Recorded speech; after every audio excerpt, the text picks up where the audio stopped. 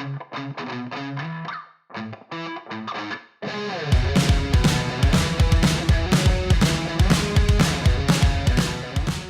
and gentlemen, welcome back to another episode of Nick and Manny's Infinite Podcast. I'm one of your hosts, Emmanuel. Here with me is my buddy, my pal, my friend, Nick. How are you? It's Nick again. What's up, everybody? It's been a little longer than our usual wait since our last episode. We've both been pretty busy. I think you more than me, but it's good to be back. This is kind of a fun little impromptu recording that we're doing. Yeah, we had plans to watch another thing, which we are still going to go watch after this episode, but we thought we might as well get this done while we have the time currently. Yeah, we don't always have the time, and it just kind of lucked out that we do have the time. We want to give episodes to you guys as frequently as we can, and if we find the time to be able to actually record, then we're going to do it. Yeah, and this was one of those days because it's a Saturday, and we have about 6 hours before anyone starts passing out. Specifically me. I start passing out way earlier. I feel that. I'll be passing out in about 6 hours too. Maybe a little earlier for me. Because I did wake up. We'll see. We'll see how many episodes we get through. We'll talk about that later. We will. Cheap plug for the end of the show. Uh-huh. But we're here. We're here now. Nick, it's been a week. What have you been up to? It's been a week, like I said. It was a work week again. Only 3 days this week. I had Monday off, obviously, because of Labor Day. And I had Thursday off of work, which I used to play a lot of a specific game that I'll talk about a little more later. This week, I stayed in a hotel for 2 consecutive nights, and I saw a movie in that town, which I have a fun story to get to a little bit later when we talk about what we've been watching. But yeah, it's been a lot of work, a lot of driving, a lot of listening to music and podcasts, and now I'm home and relaxing a little bit for the rest of this weekend. We got football tomorrow, so I get my first Chiefs game of the season, which I'm very excited for. Oh, joy. Football. The thing I care the most about right now. Listen, who are Steelers playing? Who's their first game? Who are the Steelers playing? Yeah. All right, let's check ESPN. I'm going to guess it's someone in their division, so I'm going to guess it's someone in their division, and I'm going to say that's going to be Baltimore, but let me check. No, it's not Baltimore. Ravens. I don't think it's actually Baltimore. Baltimore's got a Monday night game. Monday Night Football. Is that banana, banana? I don't know what the football themes are. Oh, I just know that each that's Fox. Channel. That's Fox? Okay. Sunday Night Football, NBC is dun dun dun dun dun dun. And I'm totally blanking on what Monday Night Football is right now. Oh, Monday Night Football is dun dun dun dun. That's Monday Night Football. Ah, okay, yeah. Football has different themes for the different days and the different channels. Yeah, different channels more than anything. Okay, yeah. I found the Steelers. They're playing the Buffalo Bills tomorrow at noon. The Bills? We're going to win. No, the Bills went to the AFC Championship game last year. They are... Yeah, Steelers are going to win. Did you see how many games we went last season without losing? Did you see how many games you lost on the back end of that season and how you lost in the first round of the playoffs? Season, okay? Let's not talk about the back end of the season. You got blown out by Baker Mayfield? We're talking about this first game, okay? Roethlisberger, he's going to come in. He's going to be throwing all those pitches, all right? And then all those pitches? Yeah, all the pitches. All the pitches that you throw in football. Yeah, isn't a pitch when you do a little underhand toss, right? That's a pitch. That's a shovel pass. A pitch is when you turn around and physically throw the ball back to your running back. That's a pitch. Yeah, sure. He's going to be throwing all those, all right? We're going to get all the touchdowns. You tried to save it. You didn't succeed. We can move on from that. No. I succeed. I knew what a pitch was, okay? Okay. I said a pitch is technically a football term, okay? Technically. It's an underused football term because it's not a play that gets run that often anymore. But it is a play that can be run.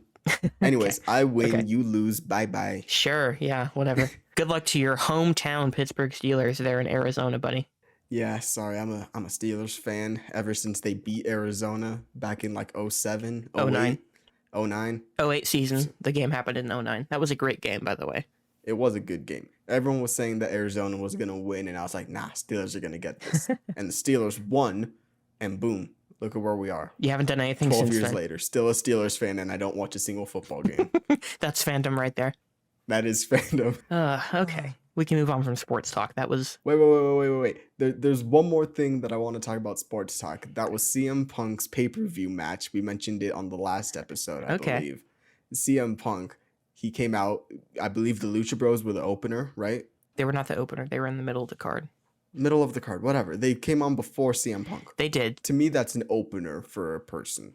Okay, you can say undercard would be the term to use there. Fine, undercard. The opener would be the literal opening match.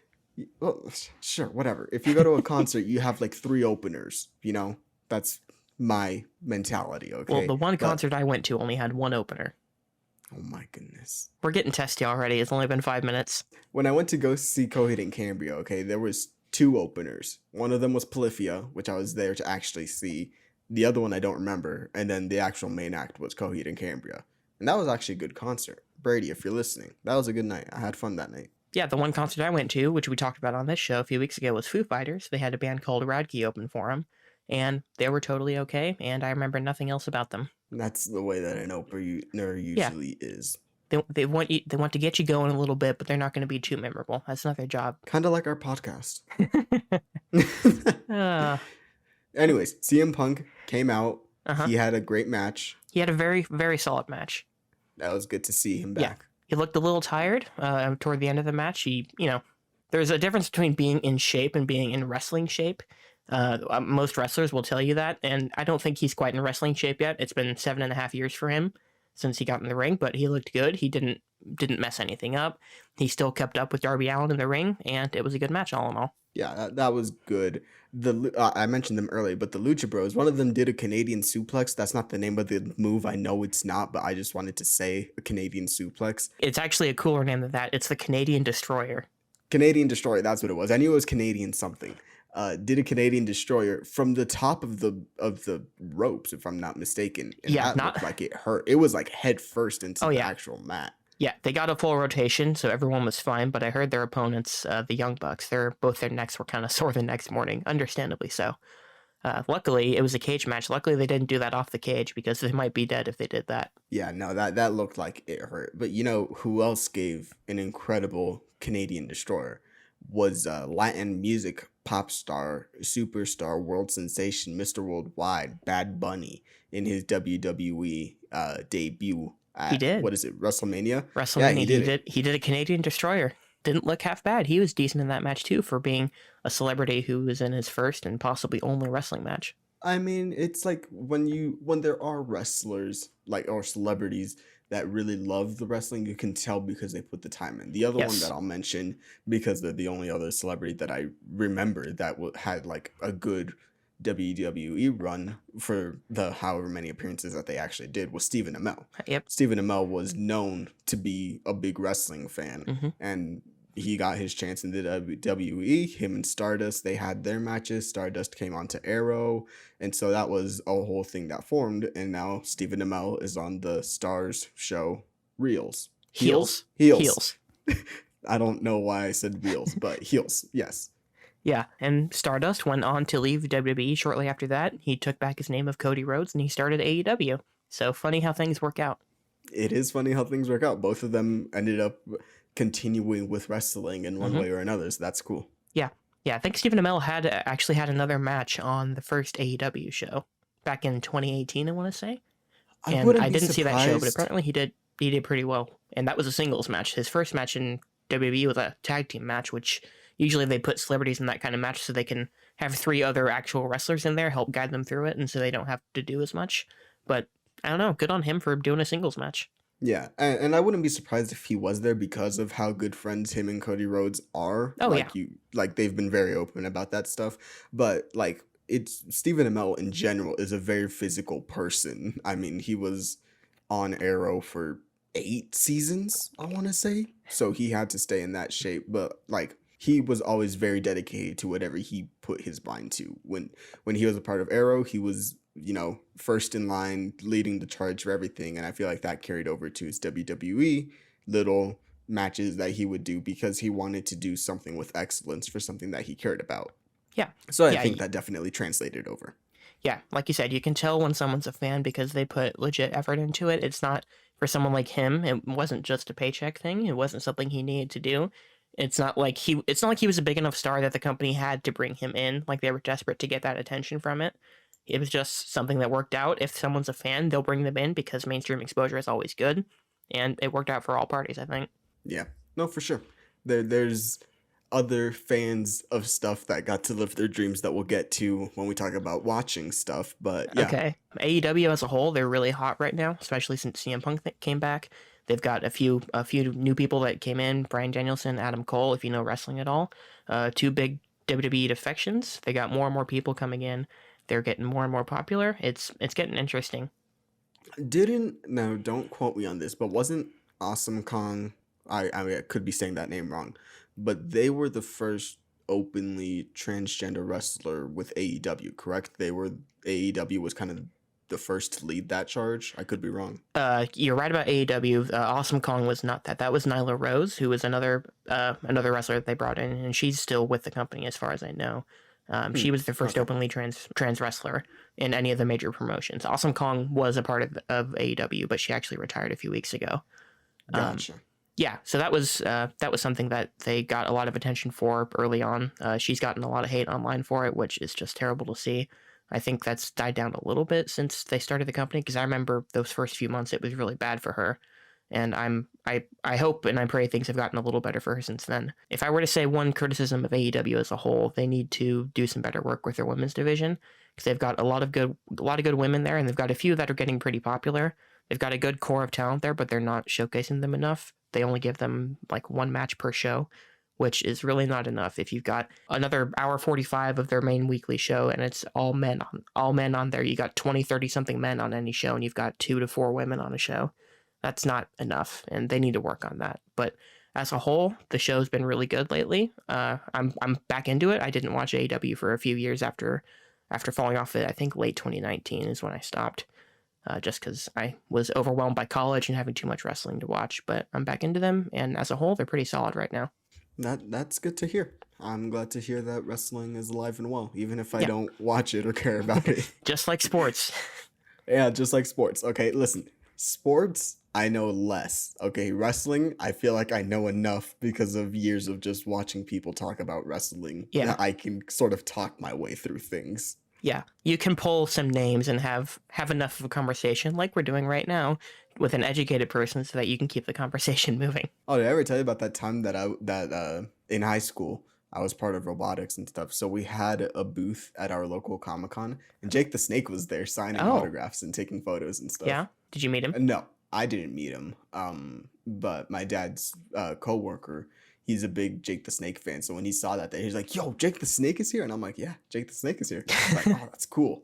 Yeah, I haven't met that many wrestlers. I've only been to a couple wrestling shows. I went to one, like a really small one, at a local high school when I was a kid.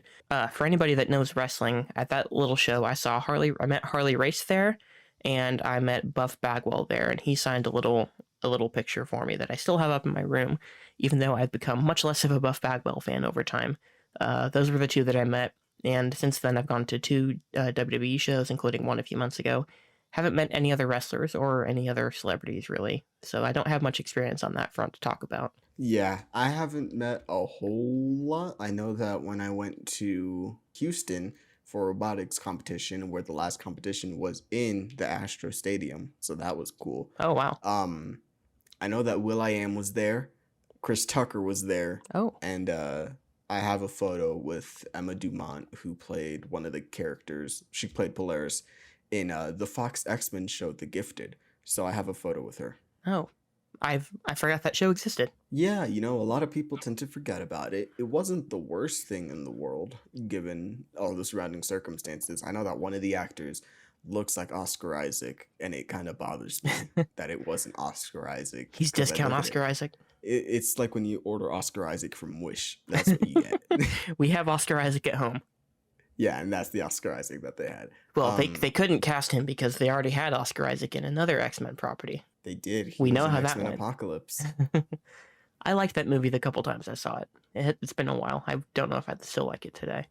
I like the Quicksilver scene in X-Men Apocalypse. I can't remember much else from it aside from the line where they're like, "Everything they built will fall, and from their ashes we'll build a better world," or something like that. But that was the line in every single trailer, and it was like, "All right, come on, folks, we're seeing the same thing." The other line I remember, I think it was a trailer line, when he touches the TV to get all the information into his brain, and he's just like learning really slow. That actually wasn't a trailer line. That was just in the movie. No, that was just in the movie. So it made that much of an impression for me. Dude touched a TV and he was able to absorb all the information from all of time that he'd missed. A few thousand years, if probably more than that, I don't remember. It really is a shame about those last two X-Men films because Yeah. they have a good cast, and I do like those settings that they're in, the 80s and 90s, especially for the X-Men. I mean, come on.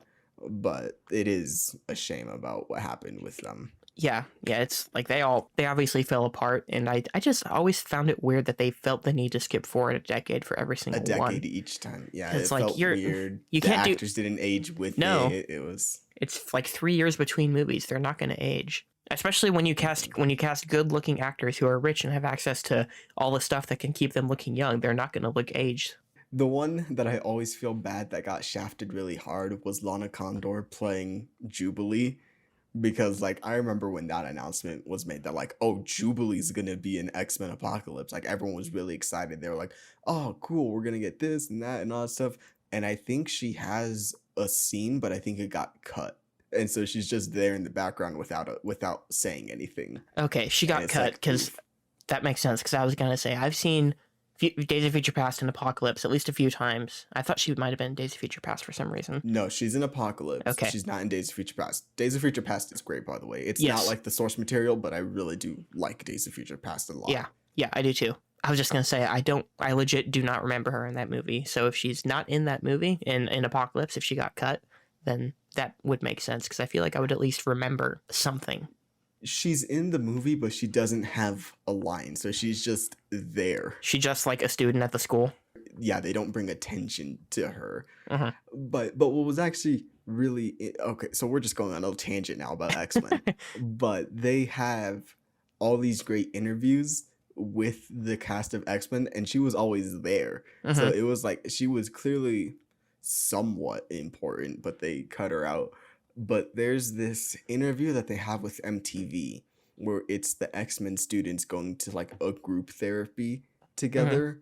So you have like, oh, Alexandra Shipp is Storm. You have the Quicksilver actor playing Quicksilver.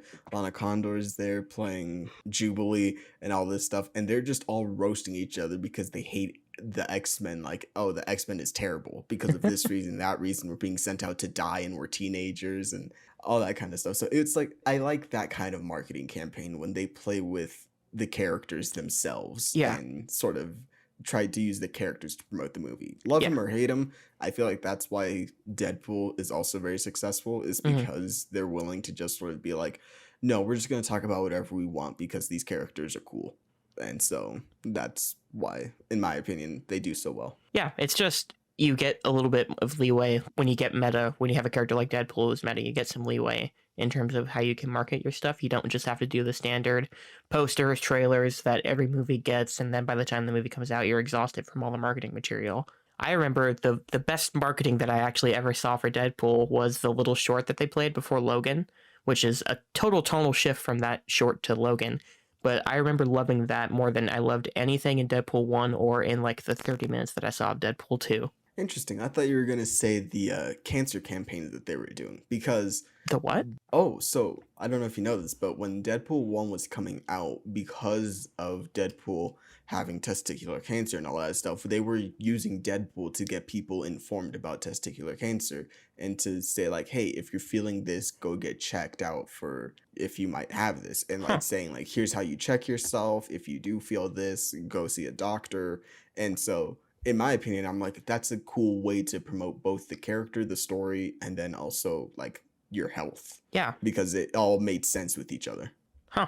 Yeah, I legit didn't know that. So while we're on the topic of X-Men, I kind of want to go into the big story in terms of gaming this week, which was the PS5 showcase. So we are known Xbox prefers. You currently don't have a PlayStation. I do have a PlayStation that I use regularly.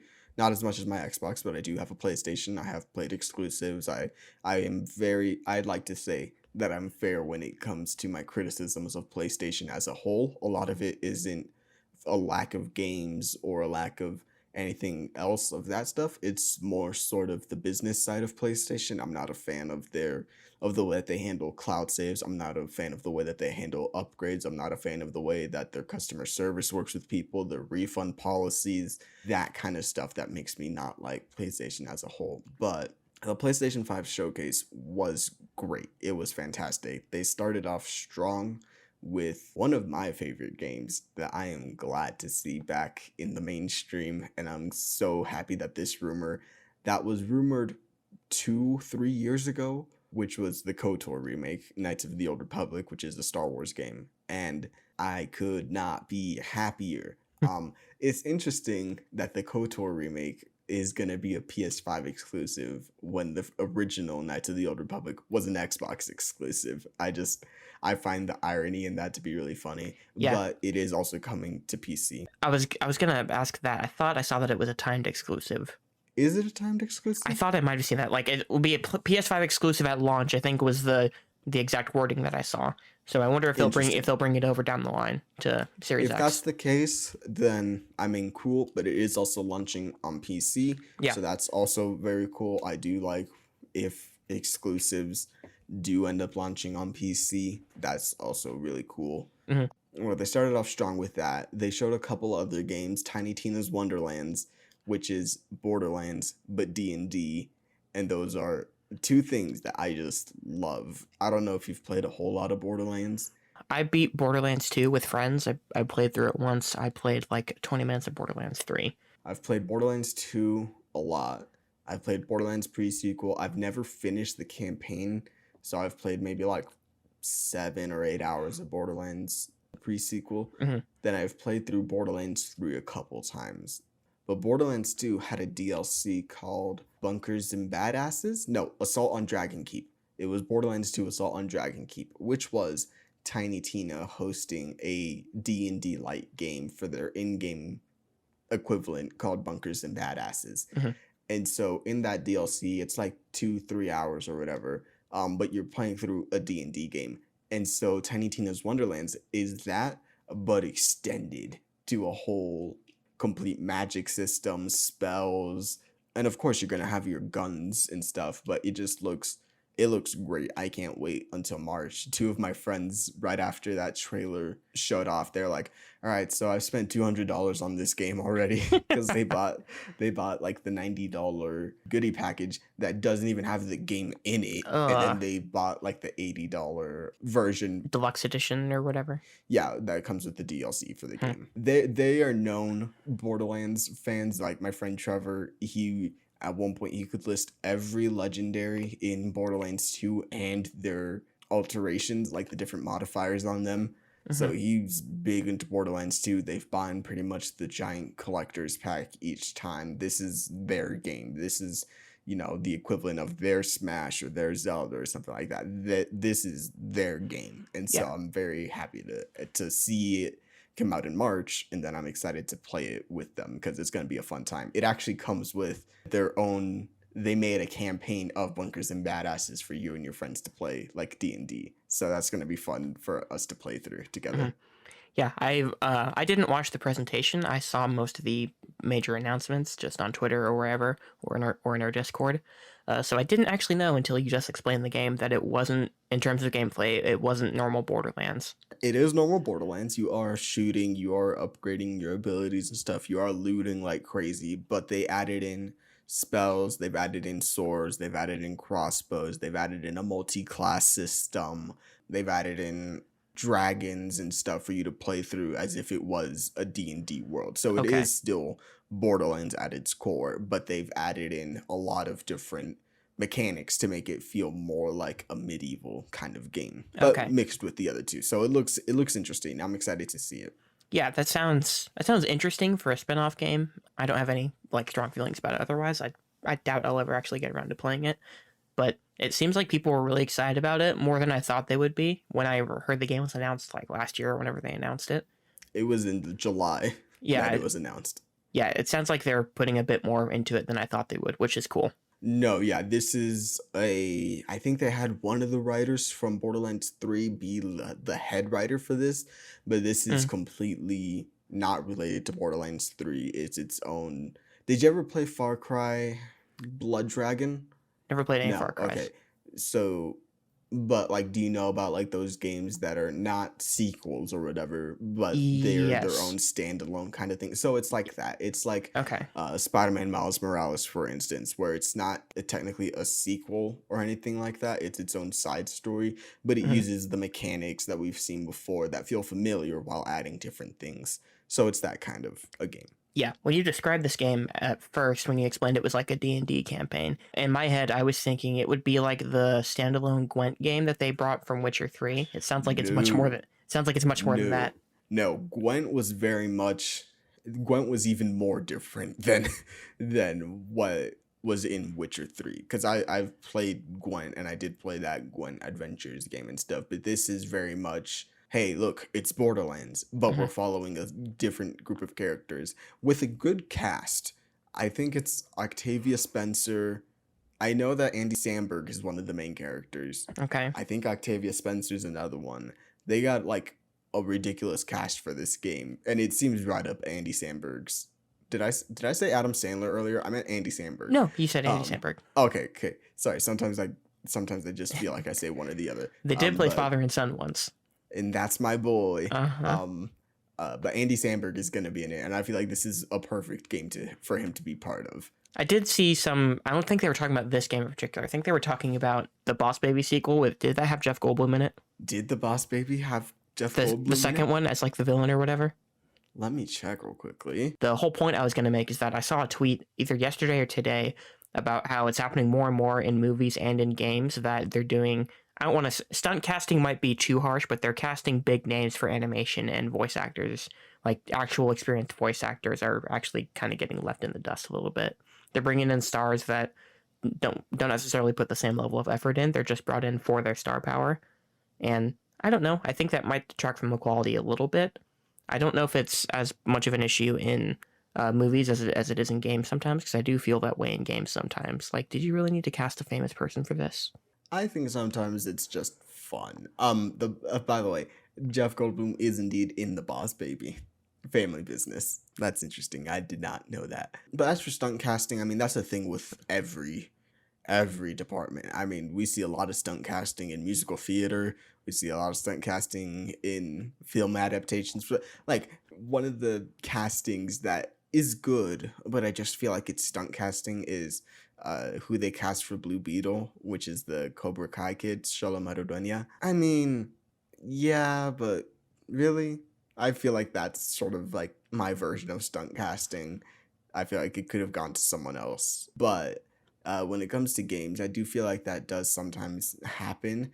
I can't remember a lot of celebrity voices in a game. I know that it's happened before, but I can't really remember it. So I feel like that has something to speak about performances or the game itself.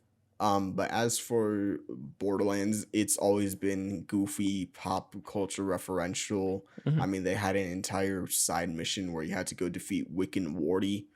I mean, it's kind of their thing of being like, I don't want to like excuse it, but I see it as sort of baked into the DNA of Borderlands is having those kinds of things. Yeah, I do get that. And as you were saying that, I was trying to think of games that or at least games that have big stars in it. The one I'm thinking of is is it this Far Cry 6 that's coming out? They've got Far Cry 6, yeah, Giancarlo Giancarlo Esposito. Esposito. I mean, he looks good in the game, Yeah, I'm but sure he'll be like, good, but it feels like, and they're probably doing this with mocap as well. I don't know if he did the mocap, but I know like Death Stranding, which has Norman Reedus and Guillermo del Toro and Lea Seydoux and maybe even a couple other people in it. They yeah, were there's a lot. Mads Mikkelsen. They were doing Margaret Qualley. Oh, is she in that too? Yeah, she's in there too. They were doing full performance capture for that game, so I get it in that sense. And it's Kojima. He's weird. Kojima. He's a massive movie fan. So this is him making a movie without making a movie for whatever reason. I think he should just make a movie at some point. I think he should make a movie too. I'm critical of Kojima because I sort of feel like he's weird for weird's sake. Yeah, but kind of. I am always glad when a creator gets to get their vision out. Even if it's not for me, I am glad that he was able to get Death Stranding out after all the torment that he went through with Metal Gear Solid 5 and having to leave Konami and all that other stuff. Yeah, I'm with you there. Those were just the two recent examples I can think of. I'm sure there are more in gaming. One series that actually kind of went the opposite route that I appreciate is GTA. because the old GTAs through San Andreas, they had a bunch of famous voice actors. Like I remember Vice City had like Luis Guzman, Burt Reynolds, Ray Liotta is the voice of the main character in that. I want to say Ice Cube was also in that. I don't know if he's in He Vice was City. in what? I don't He's remember in which one of one them, he's I in. think. Samuel Jackson is in San Andreas. There's more than just him in San Andreas. I can't pull any of them right now. I think David Cross might be. There's a few more, but GTA, since 4 and 5 don't have famous actors in those roles, they might have a couple little cameos, but like main story characters are all just voice actors, and I appreciate that. You know who does do a lot of celebrity casting? Call of Duty. Yeah. Call of Duty does a lot of it. There's the obvious one in Advanced Warfare. Oh yeah, that guy. Infinite Warfare has Kit Harington. And Conor McGregor, doesn't it? And Conor McGregor. World War II has Josh Duhamel. Oh, is that it? Ice Cube was in Black Ops. He's in Black Ops. Snoop. One of the things that I do actually like about the celebrity voicing is if they'll get them to do like the announcer packs. I remember Call of Duty Ghost, they had Snoop Dogg do it, and it was great. Like I kind of like it if they're like a celebrity announcer. Oh, Dave Bautista was in Gears 5. Yep. They remade Gears 5 with Dave Bautista in it as a playable experience, which is just on top of me just wanting him to be in a Gears movie. I just think that it's cool, that one personally, because it doesn't take away from the story. It's just him there. Yeah. But yeah, no, yeah, I hear you. There's a lot of it, and I think it's a legit concern that I've heard like some voice actors express before. And I don't know, it's just something interesting. I feel like it's happening more than it did, say, 5-10 years ago. I don't know that for a fact. It just feels like I see more of it, especially on the gaming side of things. No, I feel you.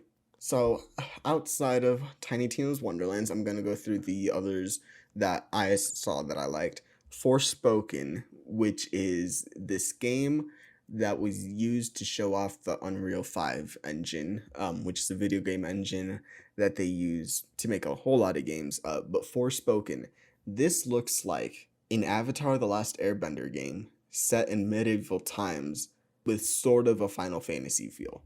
So you play this main female character, which I believe is played by Janina Gavankar, who played Iden Versio in Star Wars Battlefront 2. But you play as this character, and it looks like you go through a portal and you're sent back in time. And there are these bands on your arm that end up actually allowing you to use powers and stuff. So you're going through and you're using like water balls. Like you can lift up your enemies, put them in a water ball, freeze the water, and then sort of explode it. Or you can build walls out of rocks or put mines down with your rocks. You can fly a little bit with the maneuverability. Oh, it looks like Avatar: The Last Airbender and Infamous set in a medieval time.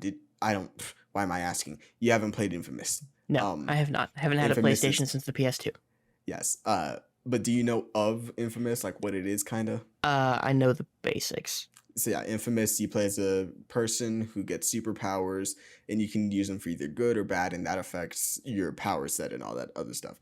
But the movement looked really similar to the Infamous that I've played, which is Second Son. It looked very similar to that, even some of the animation. So I am wondering how much of that inspired Forspoken, but that's a game that I'm really interested in and I want to see more of. And I believe that comes out sometime next year. Okay. That looks cool. Yeah, that wasn't one that I heard about. I heard about a couple other ones that I'm sure you're about to get to. I think I'm about to get to the last 4. I can't think of any other big ones except for the last 4. Sony knocked it out of the park with these last 4. I'll start with one that isn't huge, in my opinion, which is Gran Turismo 7.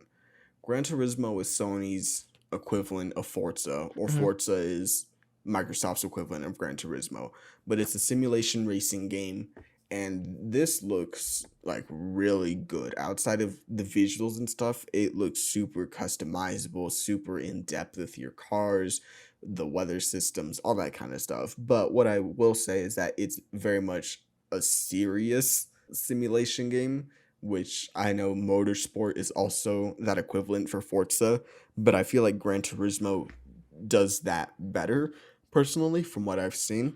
Yeah. But Forza Horizon is just way more enjoyable. It's fun. It's I don't want to say goofy, but it's goofy. They have different modes that you can interact with your friends. You can play with a whole myriad of cars and all this other stuff, radios. I'm very excited for both of them, but I'm of course gonna lean more towards Forza. But with regards to simulation driving, I do feel like Gran Turismo probably is better in regards to that. Yeah, I feel like racers in general, other than like Mario Kart, which is in a different league pretty much in terms of racing games because it's so different. I think, Forza and Gran Turismo, I don't think on the whole they generate that much excitement. I know there's certain people we know. If you we know someone in our Discord, I think it's Ramon, who is really into Forza and he can't wait for the new one. Like they have their fans, and I think a lot of people play them casually, but I don't know if they generate as much hype as your other AAA games. No, I don't assume that they do, but I think Forza actually does generate a lot of hype because of the Horizon series and how much people actually do like those. I know a lot of people that have said like, "Oh, I don't like racing games, but I do like Forza Horizon." And so I Mm, feel like that does do it, but I mean, I can't speak to any of those numbers. okay. Then we see a Sony Entertainment logo come up. We see a pole. We see some lightning hit the pole, and then a dude hit the pole. And we're like, oh, this is an Infamous reboot, because we haven't had Infamous in years. It cuts to a Spider-Man symbol on his chest, and we're like, oh, this is Spider-Man 2. We hear this voiceover from what we all assume is Kraven the Hunter, who's a popular Spider-Man villain. Kraven's Last Hunt is a big story where Spider-Man's identity gets revealed and everyone starts hunting him. But we hear this voiceover from Kraven talking about like, oh, I've been hunting this and that. Can anyone actually give me what I want? We go to like pitch black darkness and we hear a voice that says like, oh, we will. And we cut to Venom's eyes and his mouth open and we get the reveal Spider-Man 2, Marvel Spider-Man 2, releasing 2023. That is quite interesting that they would release it, that they would announce it this early.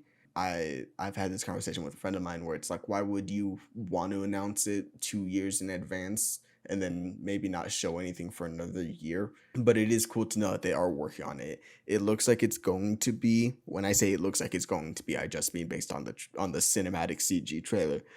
They have Spider-Man and Miles working together, so it looks like Yes. it is gonna have some form of co-op in it, which will be interesting. I wonder if they'll do it kind of the Arkham style, where there will be some parts that you need to complete as Catwoman, or some that you can complete as Batman, or Hmm. having the team ups in action.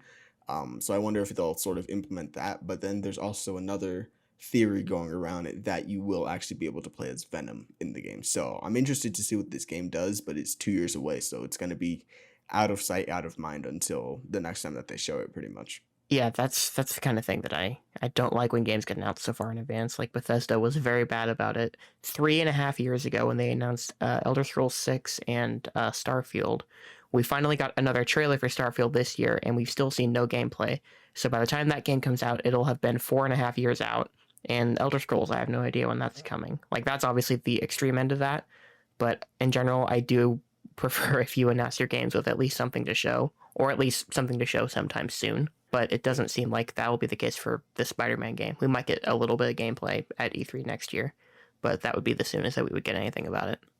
With regards to Starfield, and I do agree that they showed it too early, but I think Bethesda has always been known for pretty much Elder Scrolls, and then, they had Fallout for about that decade or so that they were working with. So I think that it was, I don't want to say like good, but I do think that they wanted to show we're going to be more than just these two franchises. And so I think they wanted to show Starfield to be like, hey, this is our next big adventure. It's years away, which they had said multiple times. It's years away, but this is what we're going for next. So I think that was fine ish. Yeah, Elder Scrolls, it's another one of those things of the franchise has been gone for so long and everyone had been sort of harassing them. So it's kind of that thing of like, all right, here's your title now, shut up. But I do agree that Elder Scrolls in particular was shown way too early. It's going to yeah. be another at least 3-4 years until we see Elder Scrolls 6. Hmm. I think at the very least, if you're going to show something crazy early, the next time you show it, you better have gameplay to show. And Starfield did not have that. So it doesn't feel like we can't actually tell that they're far along in development. It feels much farther away than it would feel otherwise if they'd actually shown that the game is playable at this point. Yeah, it is always that thing of when do you release something? Yeah. Like the biggest example, well, two of the biggest examples I can think of. Cyberpunk being shown 8-9 years in advance. And then still not being finished when they released it 8 years later. There's that one. And then the other one is Nintendo being like, Metroid Prime 4 is coming. And it hasn't come. No. They literally started over from the beginning. Yep. 2 years after they announced it. So it's been almost 3 years since that announcement. Let's hope that they at least give us something about it next year. We got a 2D Metroid in the meantime, which I'm very excited for. I think we get Metroid Prime 4 when the Switch Pro releases. I think if an actual Switch Pro is a thing, and I don't want to bog this down with the same Switch Pro talk that everyone has had for the last 2 years. If we ever get a Switch Pro, I think it'll be with Breath of the Wild 2, and if it's not with Breath of the Wild 2, we're not getting one. Interesting. Breath of the Wild 1 struggles on the Wii U and even on the Switch. You got frame rate drops in the more cluttered areas like the forest when they have to render rain and lightning and stuff like that. Breath of the Wild 1 struggled day one on the Switch, and every game since then, well, not every game, but a lot of the big games since then have had frame rate drops, issues running, and it's not getting any better as the hardware ages. And I think if they don't do it for Breath of the Wild 2, that game's going to have some issues running, and they're either going to remedy it or they're not. And I honestly don't know which they're going to do since it's Nintendo. And we finally got an announcement of a revised Switch this year, and it's literally just a slightly bigger screen for the handheld, and it's an LED model. That's it. Hey, there's a LAN port on there too. Oh, I'm sorry, the LAN port. Oh, excuse me. I'm so sorry. So you think that it comes with Legend of Zelda? I think it comes with Mario Odyssey 2. If we get a Mario Odyssey 2, I'm pretty sure they said that they're gonna do another Mario Odyssey. But whether we get one on this console or not is the thing. I'm not sure we will. This console's only going to have a 7-year lifespan. We've got 2.5 years left, roughly. How long was the Wii lifespan?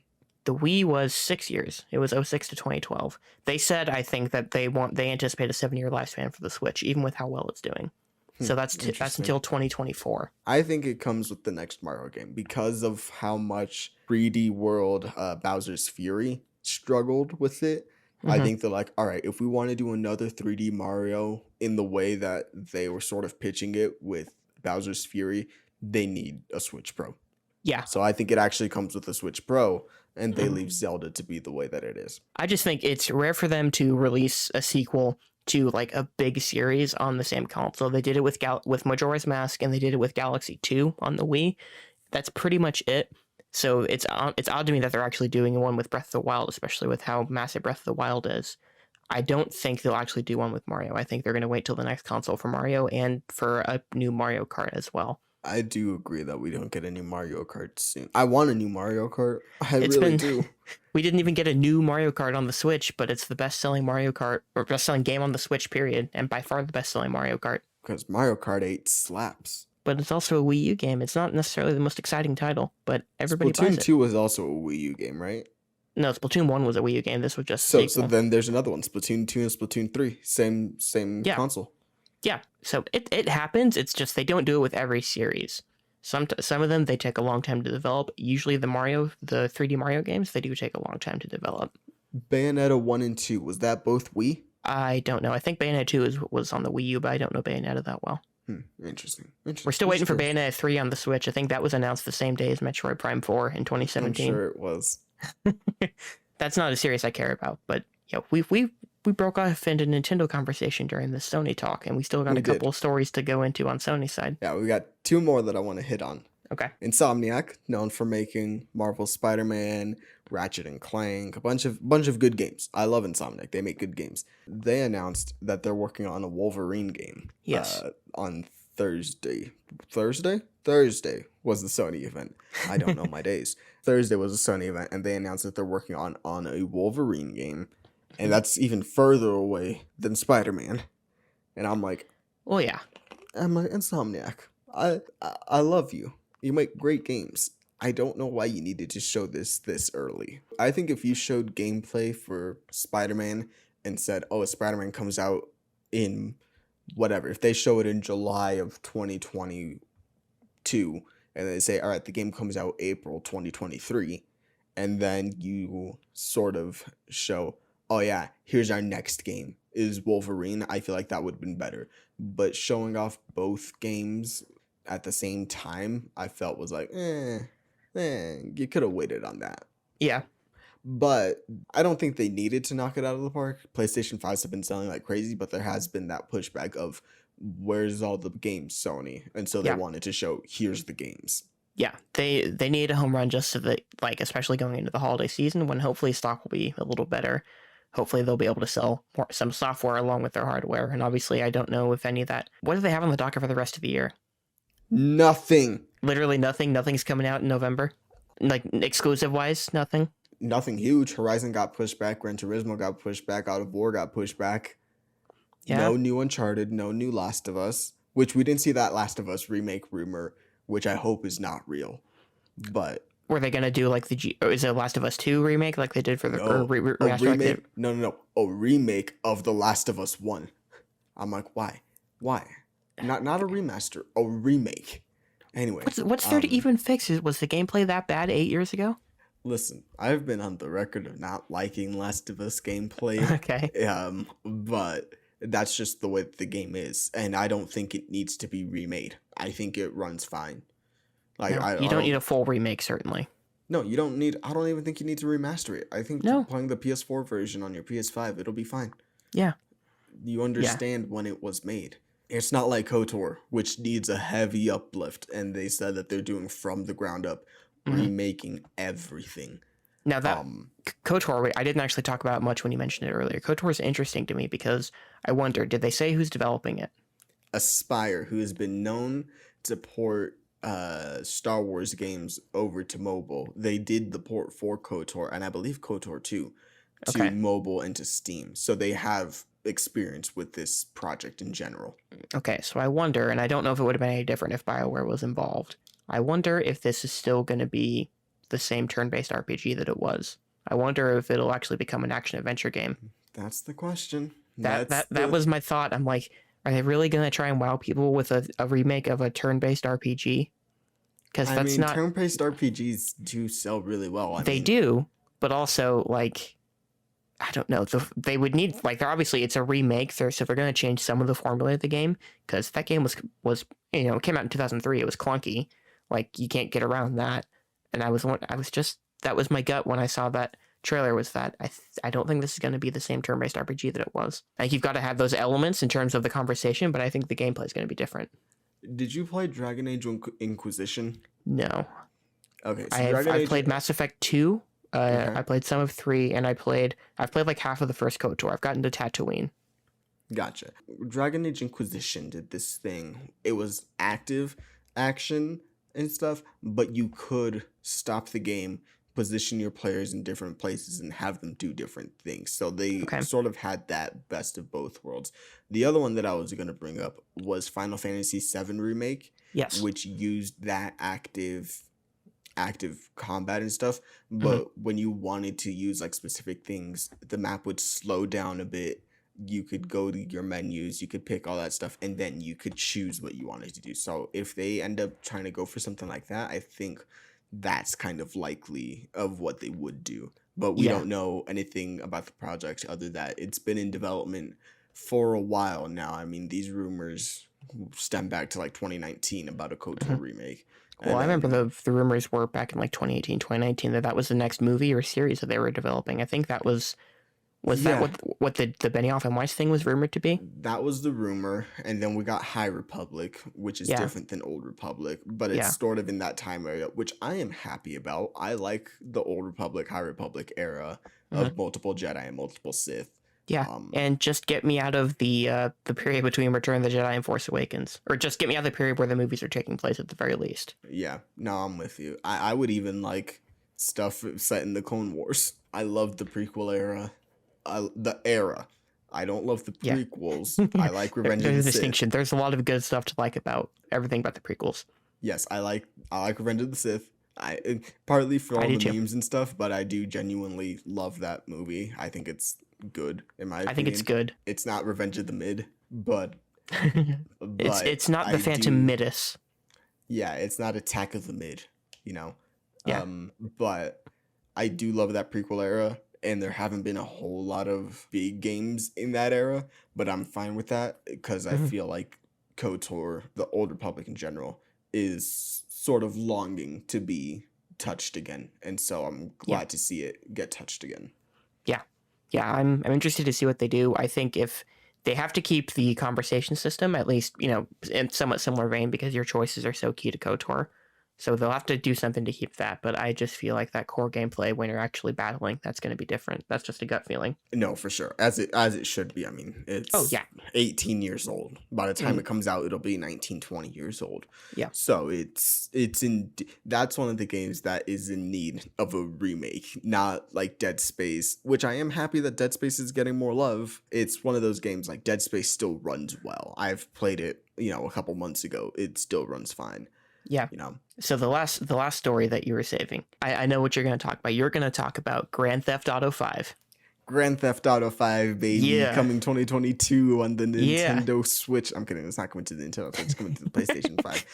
It's getting that re-release, but you know what else is getting re-released this year? Skyrim is getting another Oh, re-release on yeah. the next gen Let's fucking consoles. go. Ah, Hey, I at least I love don't it. have to pay to upgrade Skyrim. I thought you had to pay like $10. I think if you already own it, you don't have to. I think is what I saw. Oh, okay. I know that I on could be wrong. PC it's a free upgrade. Okay. I don't know about on consoles. All these re-releases, Uh you huh. know. I mean, they're good games, but Yeah. it's GTA 5, I don't think is that good anymore. That online mode is so cluttered that I can't stand well, it I'm personally. not talking about the online. I think GTA 5 has a good story. I think GTA 5 has a lot of good things to do. It's very fun to play. Hmm. Just the online mode and the monetization of everything kind of kill Yeah. everything. So Yeah, but it's still like the second most played game on Xbox.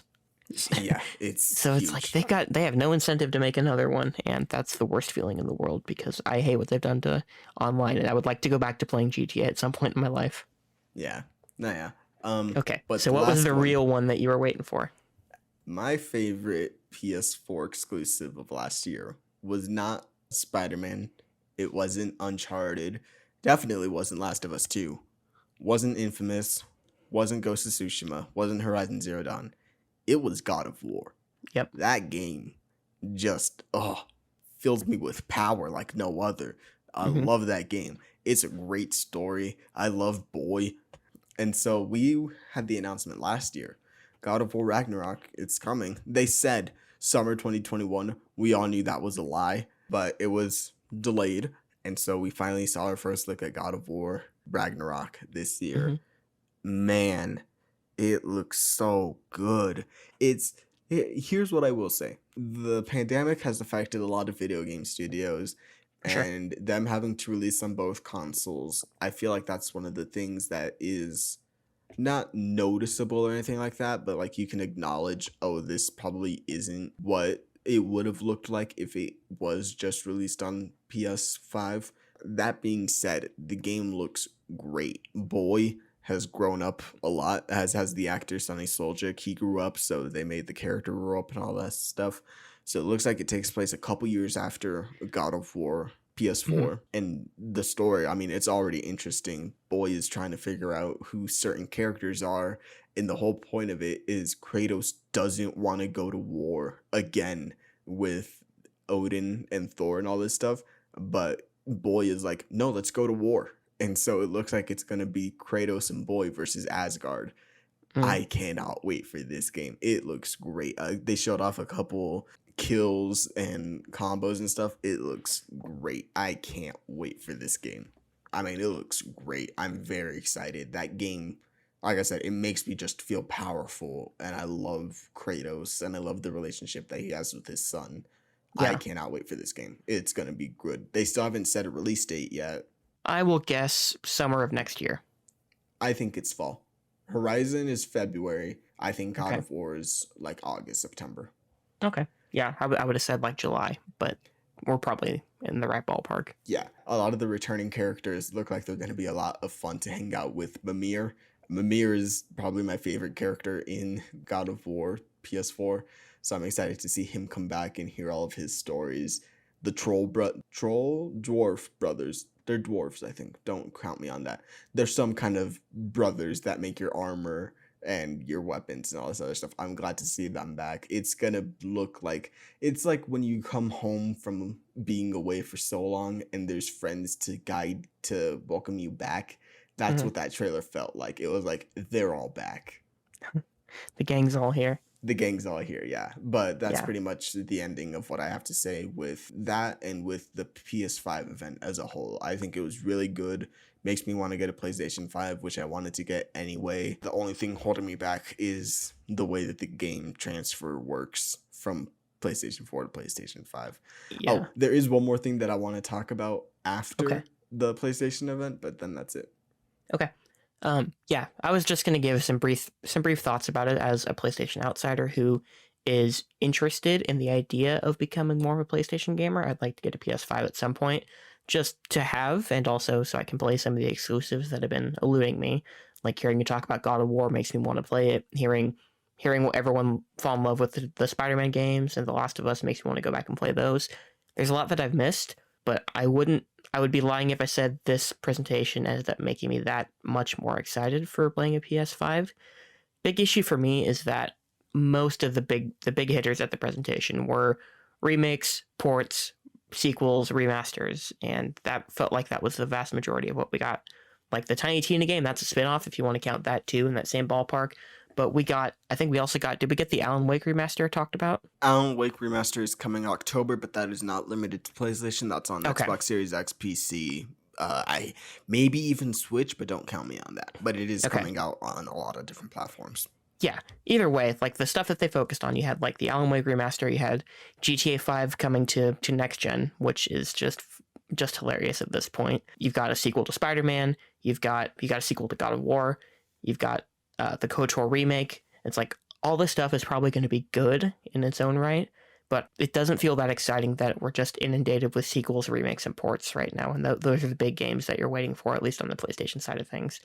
And obviously, like Xbox is the same. Like the big hitter they've got coming is Halo Infinite, and that's a sequel to, a 20-year-old series that's had a bunch of installments.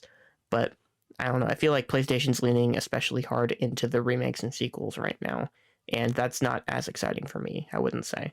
Now, to play devil's advocate, what Xbox has released this year and what they have planned is also a lot of Yeah. remakes, remasters, re-releases, because we had Psychonauts 2, sequel to a game that was on the original Xbox. Forza Horizon, it's a sequel. Halo Infinite, it's a sequel. Fable, it's a reboot. Hellblade, that's a sequel. I definitely feel that it's not just limited to PlayStation. I'm coming to PlayStation's defense, okay? That way they don't think that I'm just a Microsoft fanboy, okay? I'm coming to your defense, Sony. It's both very hard right now. The remakes, the sequels, that kind of stuff. Yeah, and in fairness to you, I get all of that. Xbox is that way, and they totally are. I was just looking at it from the standpoint that I own a Series X. All I have to do is just get the games now because I got the Series X. I have to buy a PS5 still, and I have other things I could spend money on rather than a PS5 and all those games. I still want to get one just to get one, but my whole point was that I wouldn't say that this presentation made me want to get one any more than I already did. Understandable. And once again, coming to Sony's defense, Here we go. They have the program, their PlayStation Plus and all that stuff, but on PS5, when you pay that $10, you automatically get access to God of War, Spider-Man, Uncharted, Last of Us, I believe, a couple of other games that you get automatically to start you off. So I feel like that might be somewhat enticing, as like, oh, this is their, not competitor to Game Pass, but this is their way to get you started on the PlayStation games relatively cheap. So I feel like that is their way of doing it, but I will always say I don't like the way that Sony does save migration, their game migration, upgrading to the new games, the download speeds. I don't like their UI, the way that you have to activate 60 FPS on the console. There's just a lot of things that make it so much harder to actually get into PlayStation, in my opinion. I'm with you. All the things you just said are things that I really appreciate that Microsoft has been doing more of in the last few years. Like my transition from Xbox One to Series X was seamless. All my saves came over easily. All the games I was playing, I still had all that progress saved. It was easy enough to go back and forth between internal and external storage, all that stuff. They played as best as they possibly could immediately when I launched the game, other than the Bethesda games, which got their weird frame rate update a few months ago. But other than that, I find Xbox has been much better in terms of just being user-friendly, I User guess. friendliness and also video game, I don't want to say archival, preservation. That's the word. Video Yeah. game library preservation Yes. is way stronger on Xbox than it is on PlayStation. Yeah, that's definitely been my thing of like, this is why I don't like playing on PlayStation, is because of how much harder they make it for me to keep my games and my save files. Yeah, like I've got games from the Series X, the Xbox One, the 360, original Xbox, the Dreamcast, from a bunch of other consoles that Microsoft, whether they've had to buy companies outright or whatever, that I can play on Xbox One, and I don't feel that there's that much to choose from in comparison on PlayStation in terms of older content, which a lot of, if you've got longtime gamers, they want to play those older games to the fullest that they can. And if you're playing on Series X, you're playing the best version of something. Yeah, I know that people are going to be like, oh, well, they just sold out to Microsoft. We will gladly sell out to Microsoft. Microsoft, yes, you want to send us a bunch of money? Phil, Daddy Phil, come on. I've tweeted at you a couple times. We will promote Game Pass. We will promote whatever you want. We will do it. We are yours. We are yours. That being said, I also do try to be fair on PlayStation and say, here's what I believe are reasonable things of why I prefer my Xbox. And I feel like that has come across well personally with the people that I've talked to. They've said, no, you've brought up fair points, and it's not just being an Xbox fan or anything like that. It is legitimate criticisms that hamper your experience than more than they hamper mine. So it is what it is. I'm just glad people are playing good games, because I had people be like, oh, well, how do you feel about this game being Sony exclusive? What do you have over there, Xbox? I'm like, if people are playing good games, that's great for the community. I don't want like as much as I don't like exclusives, whether it's on Xbox or PlayStation, that's how the business works. If they produce good games, that's good for everyone. Just to put a button on the conversation, I think in general, if you want new games, PlayStation or Nintendo is probably the better place to go. But if you're a longtime gamer, I think if you want to play a mix of old and new stuff, Xbox is probably the best place for you, because Nintendo isn't great about preservation. They're still drip feeding you, 30-year-old games on their online service. PlayStation doesn't have great backwards compatibility on the PS5. They've got weird integration with the PS4 even, and they don't have much older stuff beyond that.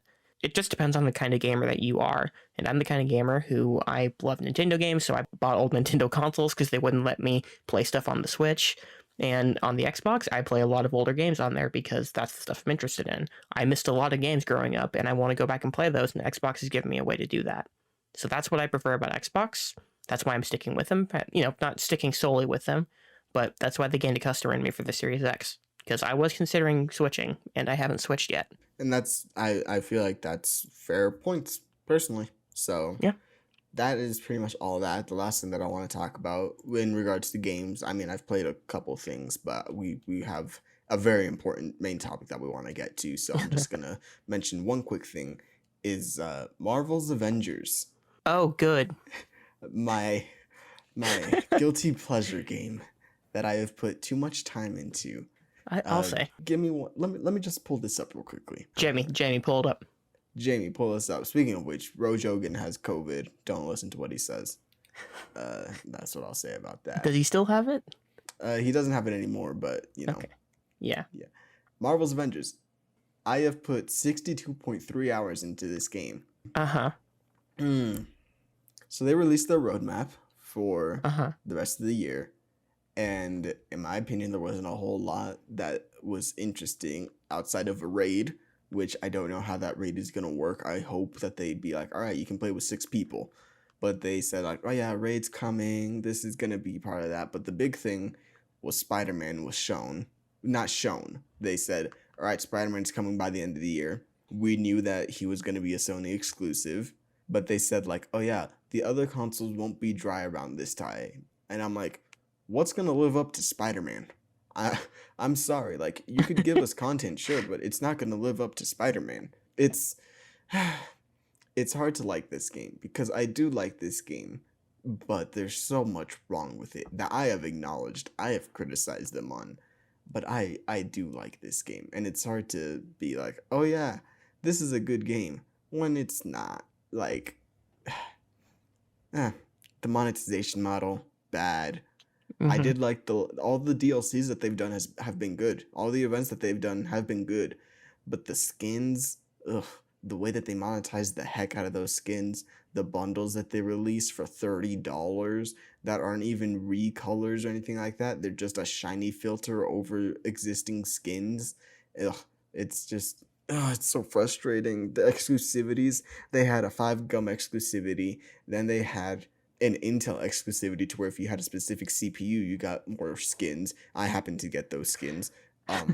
They had PlayStation exclusivities. You got to play the beta in the game first on PlayStation. You get to play Spider-Man on the PlayStation. You can't play it anywhere else. And so it's like, ugh, there's a lot of practices in this game that I don't like, but I do like the game. In total, I have spent $10 on this game because I didn't buy it. I got it for free. So I have paid Mm-hmm. this game $10. And that's pretty much where my money has stopped. That's as much as I have felt comfortable giving this game. At the very least, you didn't spend too much on it. No, I'm not like Fortnite people that'll spend Oh. $400 a season. I know people like this. You think I'm calling you out. I am calling you out, but you enjoy the game. But I've been good about not spending money on this game. I'm like, I haven't bought a skin. There's been MCU skins that look cool, but I haven't bought them. I bought the individual character battle passes, which I don't like having to pay for. I only bought one, and that was for Clint, because Clint's my favorite character. I love Hawkeye, which Hawkeye coming out later in this year, gonna be good. It's gonna be good, folks. I'm telling you. Matt Fraction's run of the character, it's great, and I'm glad they're using that for inspiration. Anyway, Bob, sponsor us. Bobby Chapek, come on, sponsor me. I will gladly sell my soul out for Disney money. Okay. I'll say I won't, and then I'll see that check, and then I might reconsider. Yeah, exactly. We'll do anything for money right now. But yeah, it's Avengers is there.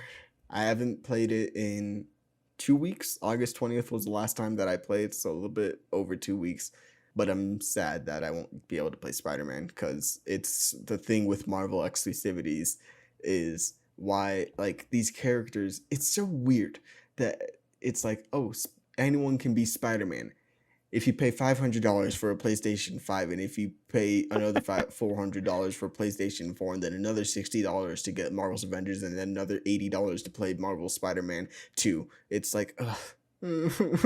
These characters are supposed to be for everyone, and I don't like when IPs do exclusivities for console. Yeah. Anyways, it's a thing, but it's the way that the world works, so I live with it. That's it. I just wanted to mention that Marvel's Avengers had a roadmap that was disappointing. Well, I'm really glad we mentioned that. I'm really glad we keep talking about this game on the podcast. Yeah, year 2, baby. They already said they're coming back for 2022 with more content. So, oh boy, let's move away from this. Yeah, Nick, what have you been playing? We are going a little long, so I won't talk into too much detail about what I've been playing. I'll probably have more to talk about next week on the game that I just got, which is WarioWare Get It Together. I played, I think, 3 or 4 hours of it. Early impressions are I like it a lot, and I feel like there's not as much content as I wanted there to be, but the core gameplay is good. I'll report back with more next week. I've been playing a little bit more Skyward Sword. I played through the other afternoon, the day I had off of work. I played like 4 hours straight of it. I went through a whole dungeon and a whole section with some robot pirates. That was really fun. It's my favorite part of the game so far, and I'm eager to get back to it. The big thing that I've been playing on and off the last few weeks, we didn't get to talk about it last week because we had Kat on the show. Kat, thank you so much for being a guest. You were awesome, but you're not that much into video games, so we didn't talk about gaming when we were on here last week. A few weeks ago, I bought a Nintendo 64, which I've been waiting quite literally my entire life to buy since I chewed up the power cords to my original 64 that I had when I was 4 years old. Ever since then, I wanted one, and I finally got one. I got 3 games that came with it. They were all Star Wars games. It was Shadows of the Empire, the Pod Racer game, and the first Rogue Squadron. I own the Pod Racing game on the Switch already, so I haven't played too much of that. I played the first 2 missions of Shadows of the Empire, which I'm liking so far. Played the first 2 missions of Rogue Squadron, which I'm liking so far. So I've been enjoying those, and I bought the original Super Smash Brothers, which I've been playing on and off. I still enjoy it, even though, compared to any of the later ones, it's kind of bare bones in terms of number of characters, the number of stages, and just the total amount of content. But I think if I take it to a party and play with some friends, we're going to have a blast with that. So I've been enjoying that. And then just today, while we were out and about, we took a little road trip to Wichita, stopped at a couple places there. I stopped at a used media store, and I bought WCW NWO Revenge, a wrestling game for the 64. And it's been retailing on eBay at like $20 to $30, and I found it for $8.99, which I was incredibly happy about. Played that a little bit when I got home.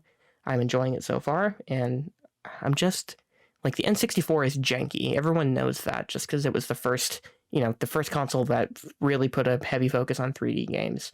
And it's not always a smooth experience, but there is just a charm to those games that I can't overstate. Like, even the bad parts of the games that I played so far, the janky parts, they're still charming as hell to me, and I'm very happy with my purchase, and I'm happy that this is going to be something that I keep building a collection up for in the next few years. So I've been having some fun. That's good to hear. I'm glad to hear that you're enjoying your 64. I've played it, like maybe once or twice. I don't have this extensive collection, but I mean, N64 has some great games, and so I'm glad that you're being able to play them. Yeah, some of the best games I've already played on other consoles, so I'm like Mario 64, Ocarina of Time, and Paper Mario is my favorite 64 game. Banjo-Kazooie. I played some of Banjo. I haven't beaten Banjo. I played that on Series X, which I talked about a little bit earlier. Rare replay. Series X, folks. Yes, rare replay. Yeah, Phil. Phil, yeah, so that's what I've been playing. It's been a lot of stuff that I've been playing a little bit of. Nothing that I've been devoting all my time to lately. Yeah, it's been the same thing with me. Like, I jumped into Miles Morales again. I'm almost done with that again. Played some more God of War. Played some more Hades, which is probably the big thing that I've been playing. I've been diving more into Hades. Some more like a Lord of the Rings, I've been playing here and there some things, but I haven't spent a whole lot of time playing stuff. Yep, I bought a couple Lego games recently, which I've been talking to you about. I haven't started playing any of them yet. I'm going to wait till I beat Skyward Sword to fully start a new story-based game of any kind. Yeah. So that'll probably be in a couple weeks, and I'll report back on those. Yeah, I remember he said, "Oh, well, let me know if there's ever a Lego sale," and there's always a Lego sale. Yep. So I saw that there was one this week on Xbox, and I said, "All right, I believe the games that I told you to get was the Marvel Collection, which is Lego Marvel 1, 2, and Avengers with all the DLC. I told you to get that one. Which is what I got. You got that one. You didn't. Yeah, I didn't get any others. You didn't get Lego City Undercover, which was $6, which I already own that on. I already own that on the Wii U. I haven't played it yet. I'm gonna say right now, don't play it on the Wii U. It's crap. Too late. So there's that. I told you to get DC Supervillains, which is a newer game, so it was a little bit pricier. That was about $15. I haven't played a whole lot of it, but I have started it, so that was fun. And I told you to get Lego Batman 3, which I like the story, minus 2 missions, but I hate the open world. But those are my Lego game recommendations for any of you that are interested in Lego games, which isn't a whole lot. Yeah, I bought Lego Batman 2 at Vintage Stock last week, which I was texting you about. Lego Batman 2. Yeah, I bought that for my Wii U, so I hope it plays okay on the Wii U. I'll play probably, that's the one that I'll play next, or either that or Marvel Superheroes 2 is probably what I'll play next. Yeah, those are 2 good games. I think I prefer Batman 2 over Superheroes 2, but Superheroes 2 has a lot of good in it. So there's the Lego talk for this week. Yep. Well, I'm sure we'll find some way to talk about Lego next week, and maybe I'll find a better way to mention Avatar next week because I just thought of it now. Yeah, Lego and Avatar. Those are our 2 running gags so far. And Marvel's Avengers, the Square Enix game, apparently. I've mentioned it twice, okay? We mentioned Lego and Avatar way more than we do Marvel's Avengers. Yeah. But moving away from video games, I saw a couple things this week. I didn't see a whole lot. I didn't finish AP Bio, which I thought I was going to. I didn't. I continued watching Only Murders in the Building, which is the true crime podcast with the Santa Claus 3's Martin Short. His best role. It's his best role. It's iconic. And Steve Martin, Selena Gomez, and all that other stuff. This was a good episode. We got introduced to Tina Fey's character, so that was good. But outside of that, did I watch a movie this week? I don't think I watched a movie this week, so I didn't see a movie. You did see... Oh, wait. The big thing that I have been watching is I've been going back to rewatch Dear Evan Hansen, the stage musical, before Kat comes over here and starts yelling at us. It's a stage musical. I've been going back to watch it to prepare for watching it this week. Me and my friend already said that we were going to, so I will be going to see that. Good luck. Reviews have come out for the film, and they're out there. I don't want to say a whole lot about it because I will wait until I have at least seen it. Maybe we'll get Kat on to talk about that episode with us, because we have very different opinions about it. But that's the other thing that I've been watching, is I've been going back to that to prepare myself and get ready for the film this week. Yeah. We talked about that a little bit as well. I've been sending you some memes about the reaction to the movie. That's been fun. You guys know how I feel about it. You know how Manny feels about it for the most part. We'll have more to talk about once. I haven't decided if I'm going to see the movie yet, but at least once Manny sees it, we'll talk about it in a few weeks. Yeah, and it's sad because it's by it's the person that directed one of my favorite movies. But we'll talk about it when we get there. Nick, you watched a couple things this week. I did. Let me pull up the Letterboxd here. I should really be better prepared. I should have my Letterboxd ready. Letterboxd Reeves 117. Yeah, go follow Reeves him. _117. All right. So, and in the last week, I watched A Clockwork Orange for the first time last week.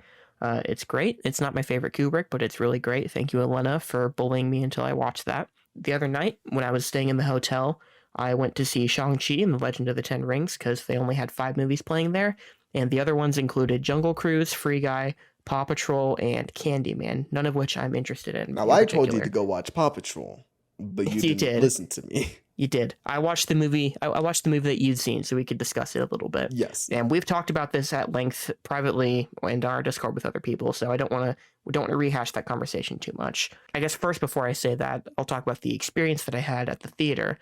So a shout out to the Hangar Cinema in Maryville, Missouri. It was a fun venue to see a movie at. It was a former aircraft hangar that has been turned into a movie theater / arcade / pizzeria. I wish I could have eaten some of the pizza, but otherwise it was fun. I could literally see the walls of the hangar in the auditorium I was in. They had the grooves in the walls like you would see in an aircraft hangar, and it just had it looked like a layer of foam over it all to insulate it and keep the acoustics where you would want them to be. And it sounded better than I thought it would. The movie as a whole, it was okay.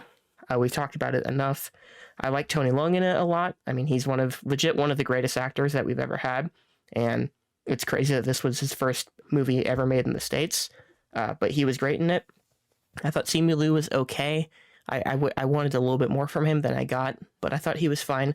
Awkwafina was a little bit annoying. I don't blame her for that because I know she's a great actress and stuff like The Farewell. I just didn't love her material. There was some other stuff I wasn't as big a fan of that I won't go into detail on in case you haven't seen the movie. I think it could be seen as a spoiler. So I won't go into too great a detail, but I thought it was okay. There was some stuff that was lacking. The fight choreography was a little better than you usually get in Marvel. I don't think it was insanely good or anything, but it was solid. The CGI wasn't so great. There was a lot of characters just standing in front of very bad green screen backgrounds, not even related to the action scenes. It's just the conversation scenes that they didn't seem to bother to build sets for, which was disappointing. But as a whole, it's fine. It's nothing too memorable, but I've seen much worse, I guess I could say. Did you want to talk about that at all? Well, all I'll say is that Nick thinks the movie is mid. Thinks the movie's mid. It's his favorite word. Slightly above mid, I would say. Slightly above. He went from mid to meh. I gave it 3 stars on Letterboxd. That is my lowest positive score. Which so is I did give it a positive score. So he gave it a D for those of you keeping track. I hate that scoring. I hate when people come back with that defense. I just hate scoring. I just say if I like a movie or not. Yeah, but sometimes my brain works in a way that I need to rank everything in my head. That's just how my brain works. I think rankings are overrated. But okay, good for you. Your points that you've brought up about the film are fair. Not a whole lot of them seemed very snobbish. There were a couple that we have talked about before, but yeah, for the most part, it's just a preference thing. Yeah, and I fell off Marvel a couple years ago, and it's just my tastes have changed. We talked about that in the film school episode. My tastes have changed, and it's not as much my thing anymore. I went in giving it a shot. I was hopeful. It was about what I expected. It's not bad at all. There's nothing I would say that is terrible that just ruins the movie or anything like that. It's totally watchable. So if you're into Marvel, I'd say you'll probably enjoy it. So if you want to go see it, go see it. After that, I watched Ghidorah, the Three-Headed Monster from 1964, the first Godzilla movie where Godzilla is actually not the villain. He sort of becomes the good guy at the end because a bunch of the monsters have to team up to fight Ghidorah. And my favorite part of this is that Mothra is the voice of reason trying to bring Godzilla and Rodan together to fight Ghidorah at the end. And Mothra has these two little fairy women that are her spokesperson, and they're translating the entire conversation as she's trying to unite Godzilla and Rodan. And she's telling them to let bygones be bygones, and Godzilla is insisting that Rodan apologize to Godzilla, which is just funny to think about Godzilla not helping save the world until another monster gives him a verbal apology. And then they unite together, and it's a fun fight at the end, but the movie as a whole is not good. Moving on from that, I watched Tim Burton's Batman again for the first time in probably 5-6 years, I think. I used to think it was okay, and now I actually think it's pretty good. I like Michael Keaton more than I used to in the role. I love Michael Keaton as an actor, and I never thought this was him at his strongest, but it clicked for me a little more this time. I don't think it's great, but it's really solid. Jack Nicholson plays a good Joker. I think I have more appreciation for the filmmaking in that movie than I used to. I like Tim Burton's style in those Batman movies. I'm probably going to rewatch Batman Returns pretty soon. Yeah, do you have any feelings about the Tim Burton movies?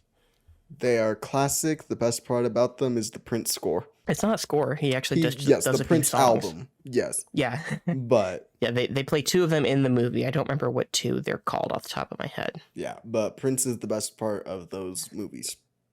I wouldn't disagree with that. Yeah. Those songs are great. He went hard. I like the movie. I like the movie overall, but those songs are great. He was killing it in the studio. Yeah.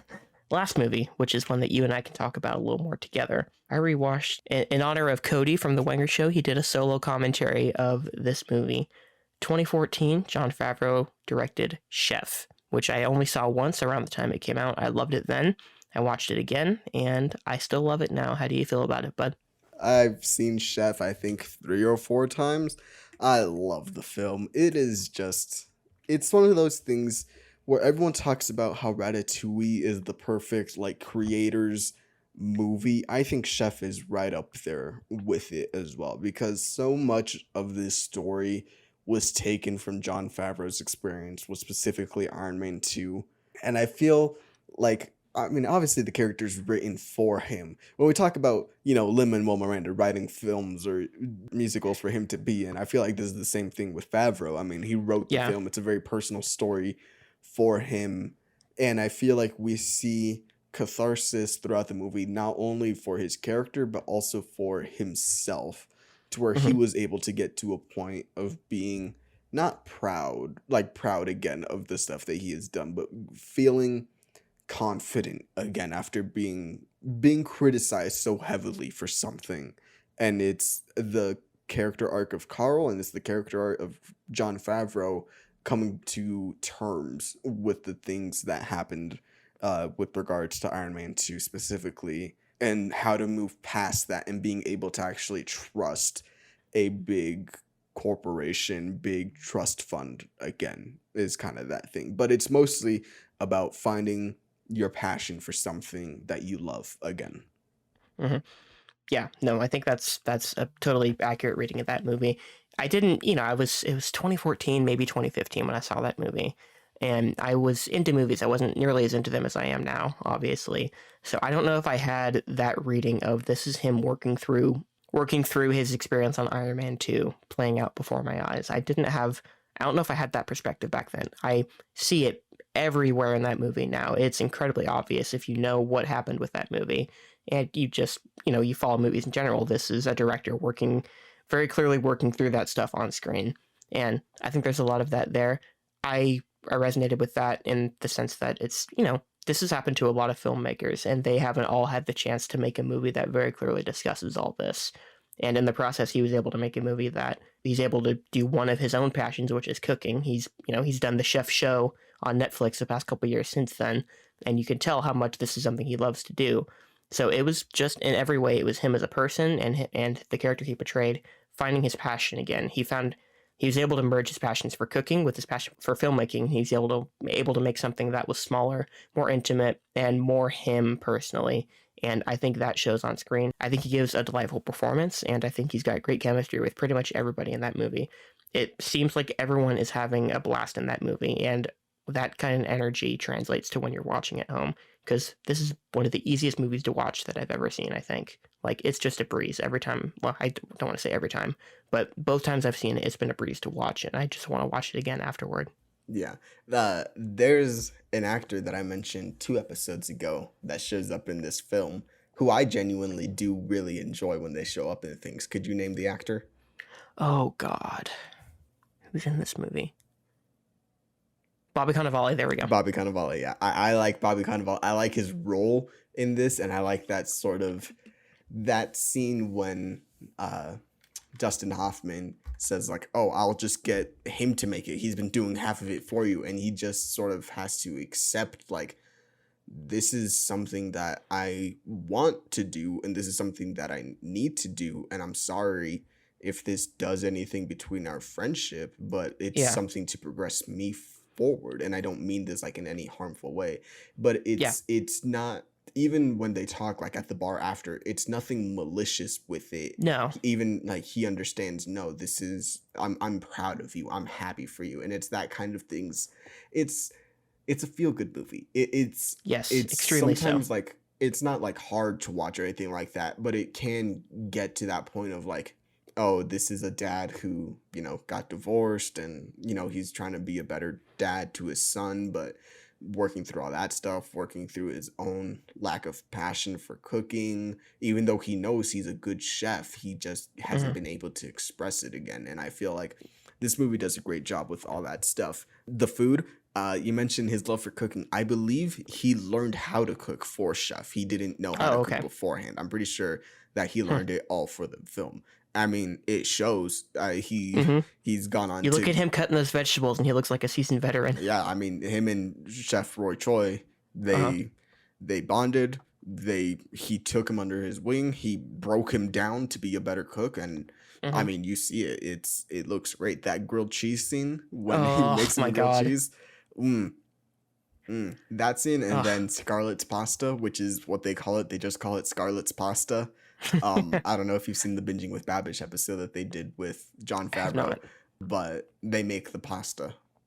Okay. Yes, they make the pasta in that episode. I'm sometimes I confuse them because they did a collaboration where he showed up on the Chef Show and then they showed up on Binging with Babish, so I get whatever they made confused.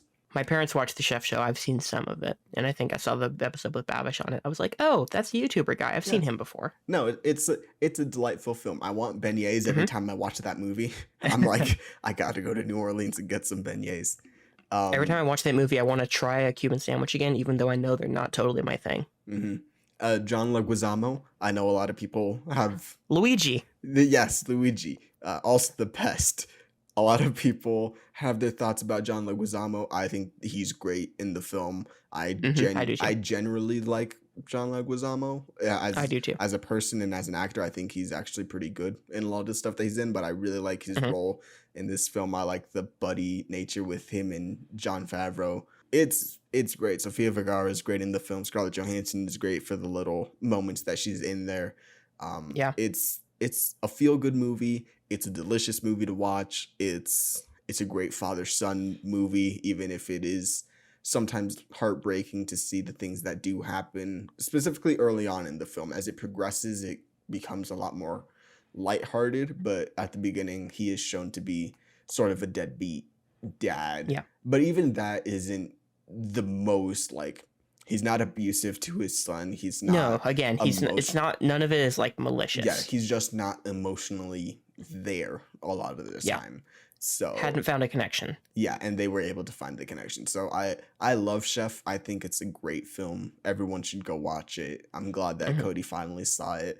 I hope more people go see it because it's great. It's on Netflix currently. I showed my friend it in the beginning of the year and she loved it and she was like, oh, okay, we need to go get food now. And we did.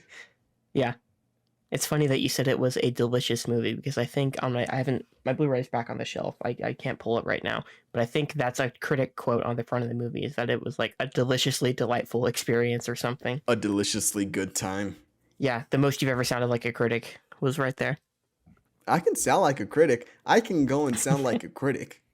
I will go do hashtags and everything. I will say, wow, exclamation point, exclamation point, exclamation point. This episode of Ted Lasso.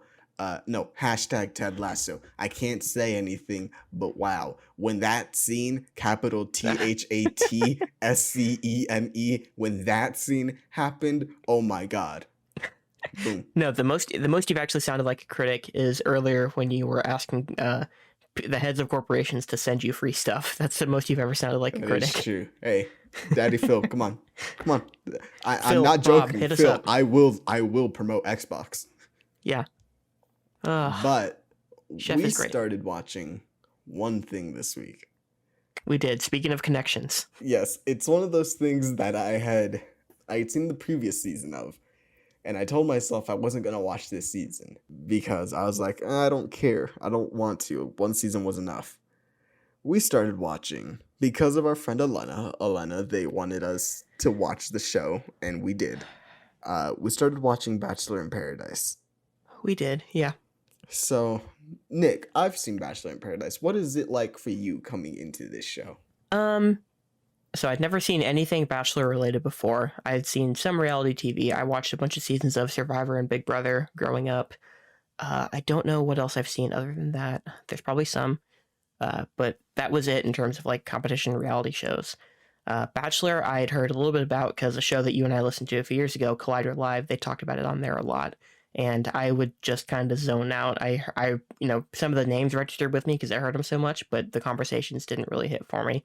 I heard that Bachelor in Paradise was the most fun of the Bachelor shows to watch because it was trashy to the nth degree, and it's just ridiculous. And it's much more unstructured, which is something that surprised me because we've watched, I think, 4 episodes, and we've only had one of the roast ceremonies. Like it feels like we had one in the very first episode, and then we've been waiting since then, and we haven't gotten any. And it feels like they're just dragging it out so long. We've got, I think, 3 or 4 episodes to catch up on, but it's kind of unstructured. It's like such bullshit. It's like if Mario Party were an actual thing. They just keep bringing in random elements to fuck the game up more and more, and it just gets more and more ridiculous. Like they start with, I think it was 20 people at the beginning of the season, and they brought in more girls and then more guys and then more girls and then more guys, even after people went home the first week. And I'm like, this is so unfair because not all these people are starting from the beginning of the competition. It's just like very transparent that the producers behind the show are throwing things in to try and keep things interesting. And it's funny to watch something that transparent because reality TV is obviously trashy for the most part, and people enjoy it. I think most people understand that trashy aspect of reality TV, and they enjoy it accordingly.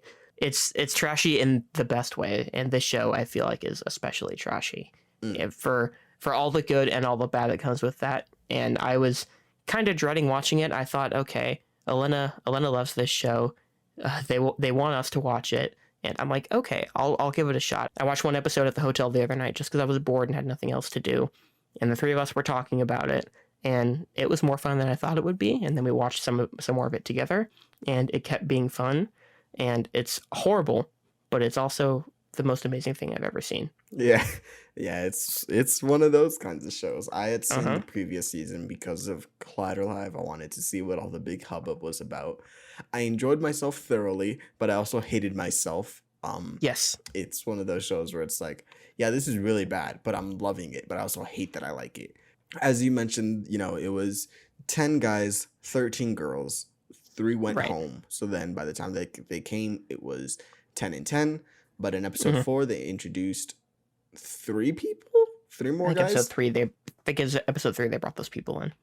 Was it? Yes, because episode 3. Episode 2, they had... No, episode 4 is when they introduced the 2 guys, Chasen and something else. Yes. Episode 3 is when they brought in, I think, Thomas and Riley.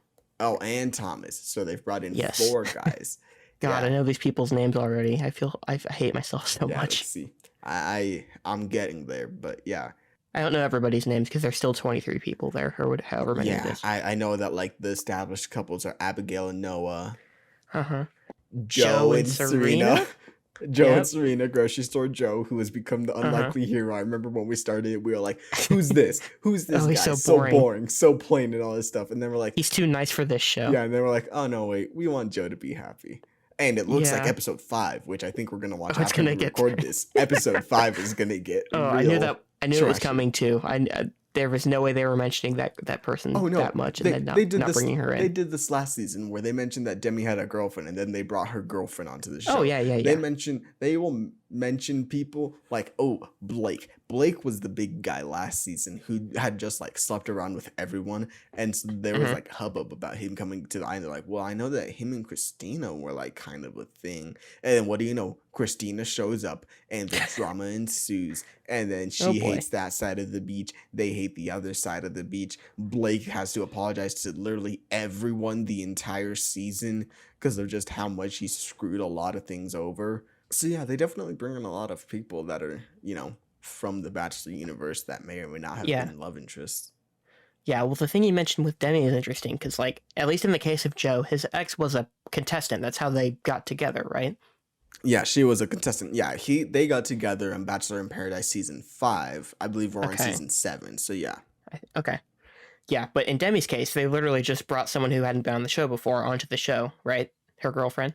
Yeah, Demi's girlfriend was not part of the show. It was someone that they had met outside, through other means outside of the Bachelorverse.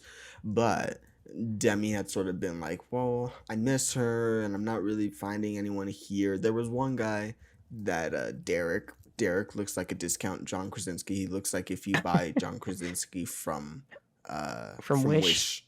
The second time you've made that joke today. Listen, you buy a lot of things from Wish, you end up with a lot of things. Yeah. And I'll make the same joke. We've got John Krasinski at home. Yeah, we got John Krasinski at home. She was sort of, hanging out with him a lot, and then he got friend zoned real hard and became sort of that like guy best friend that you're there with. And so they brought her girlfriend on, and they ended up getting engaged on the show, and then they broke up, and so now Demi's back. And interesting enough, in season 6 of Bachelor in Paradise, she was much more of a baby face, but I mean, this season she's gone full heel. She's not messing around. She wants love. So it's been interesting to see. She was the one, we talked about this a little bit already. She's the one Bachelor contestant I actually knew, because randomly for 2 or 3 weeks last year, WWE had her on a few shows. She was a love interest to a few of the wrestlers, and they never really went anywhere with it. But that's how I knew her, and their presentation of her on that was a straight up baby face. And I didn't know if that was them reflecting how she was on the show at that time, or if they were just none of them had actually watched the show and they just had a celebrity that came in. But it was weird, and they didn't really go anywhere. But I at least knew who she was on this show because of that. Yeah, wrestling heals the world, I guess, is what we're trying to say. Yeah, everything is wrestling. Everything ties back to wrestling in some way. Exactly. Just like that wrestler who believes that everything is mid in the Midwest, everything is wrestling. Everything ties back. Maxwell Jacob Friedman. He is my spirit animal. At least he was this week. Yeah, MJF. Yeah, it was actually a really funny clip from AEW. He did it really well. I shared it in the Discord and I said it was me getting a live mic. Yeah, it was you. He just channeled the inner Nick Reeves in him. But yeah, Bachelor in Paradise, it's been the show that I returned to that I didn't want to, but we're doing it. And maybe, just maybe, we'll get some people on to talk about Bachelor in Paradise. Who knows? Maybe we'll message when the season's over. Yeah, maybe we'll message Demi and be like, hey, come on our podcast. She might. You never know. You never know with people. I mean, we've got dozens of listeners. Dozens. And she can't pass up that listenership. Yeah, likely. We got almost a number of listeners. Is there anything else you want to bring up with Bachelor in Paradise? I feel like we've talked about the main points. I mean, we still got a long way to go on it. We've got, I think, 3 episodes to catch up before we're caught up on the show. And then I think it's down to 1 a week. I think it was 2 a week for the first few weeks. Going back to 1 a week on Tuesdays. Yeah. So yeah, that'll help us stay caught up. And at the end of the season, like you said, we'll probably have some people on to talk about the show in full. And whether I watch any more of any Bachelor shows after this season, we'll wait and see. But you'll be back for what it is. So far, I'm enjoying it. Yeah, no, it's one of those shows, and I hate myself for it. Yeah, you hate yourself for liking it, but I mean, it's interesting television to say the least. We've had a lot of reactions when we talk about it. Yeah, it's the funniest show of 2021. I'll say that. Yeah, there's been some really funny stuff on it that have happened. Have you ever been dumped by your girlfriend and then the next morning you responded by putting on an orange romper and singing a sad song with your guitar on the beach? Because if you haven't, then you're not as funny as the Bachelor in Paradise. I'm sorry. Listen, I will say I did like that fit. I actually did like that look. Okay. Everyone was complimenting him on it. It's a good and it was look. funny because he was I'll like be showing it honest. off like he was on a runway and he was so awkward. I'll be honest. It was a good look. I would wear it again. Oh, I thought you were gonna say you would do something else, and I was like, oh, okay. No, I'd wear it again. But yeah, that's pretty much Bachelor in Paradise. You know, Tajwan is there complaining. She's there. She's every always episode. too warm. She's always too warm. She doesn't go on dates. She's mad about birds. Crabs. Crabs is her thing. Oh, I love the cuts to B-roll of the animals on the beach. It's my favorite thing. There was the commercial for, I think, episode 4, where it ends on a bird screaming. No, it ends on a shot of a bird, but there's like a scream in the background. That's the funniest edit of the year right there. I don't think anything's gonna beat that. The Bachelor editors are actually funny. They're great. Then they're fully aware of the show that they're making. They are like the little subtitles for the names at the bottom. Yep. They know, and they're actually good. I do like the Bachelor. I will say I do like Bachelor editing.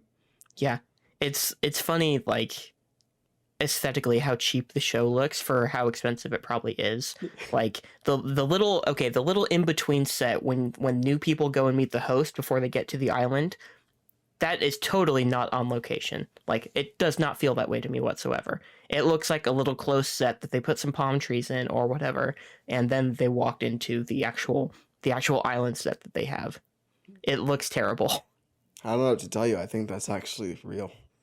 Okay, then it looks terrible. It looks like a closed set. Yeah. It doesn't look like they're on location for at least that part. And I know they've got, like, they don't really show you, but they do have obviously a little house or apartment structure where everybody stays. They have 2. One for guys, one for girls. Okay. I'm sure they never mingle whatsoever. No, the boom boom room doesn't exist. Fucking boom boom room. But yeah. That was like one of the first things that like I started the episode and I immediately said, "Why is this in 60 FPS?" I said the Cinemotion was left on. Motion smoothing. Motion smoothing, yeah. You'll get a very stern video from Chris McQuarrie and Tom Cruise being like, "Why are you filming in 60 FPS, Bachelor?" Yeah. Which is weird because when we play video games, we're always like, "Oh yeah, more frames the better." But in movies, like movies and stuff. Hey, I saw 2 of those Hobbit movies in 48 frames a second. It's weird. I don't hate it, is the thing, because I'm so it just does. It's like my brain registers that it doesn't feel right because I'm used to 24. Yeah, it's one of those things where it's like, I personally don't hate it, but I know that there's like a whole backlash about keep films in 23.98 FPS, and I'm just like, okay. I think it looks best at that frame rate. I'll say that when I'm at someone's house for a holiday or whatever, and they've got something on the TV and the motion smoothing's on, I don't think it looks nearly as good. But it's not like, I wouldn't say it's completely unwatchable. It's just not optimal to me in the slightest. Yeah. But on TV, reality TV and soap operas, like that's what I expect. So it doesn't really bother me. Yep. I think that's it for this episode. We ran through a lot of stuff. We did go through a lot. For all the people who don't listen to the gaming chats in here, I'm so sorry. I feel bad for you because we had 2 weeks of gaming to get off our chests, and we spent most of the episode on that. Yeah, that like first hour was mostly gaming. Yeah, but I had fun. It's our show. It is indeed our show. We'll talk about whatever we want. The show ends when we die. Nick, let them know where they can find you. As usual, you can find me on Twitter, Instagram, and Letterboxd at Reeves_117. Bad tweets, bad takes. That's what I'm about. Boom, we love it. Nick has the worst takes of all time that I've ever seen. It's not true. You're not Armand White, but I'm not David Ehrlich. Yeah, no. But you are up there sometimes.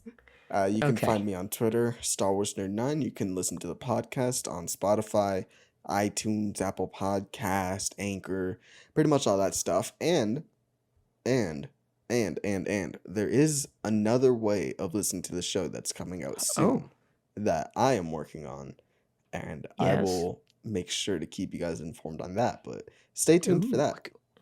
What could it be? I wonder what it could be. I wonder. I guess you'll have to find out soon. Yeah, but that's it for Nick and Manny's Infinite Podcast. Thank you guys for listening this week, and we will see you guys next week. Maybe not next week, but we'll see you guys schedules. Next time. We will see you soon. Soon is the word. Soon is the word. Thanks, everybody.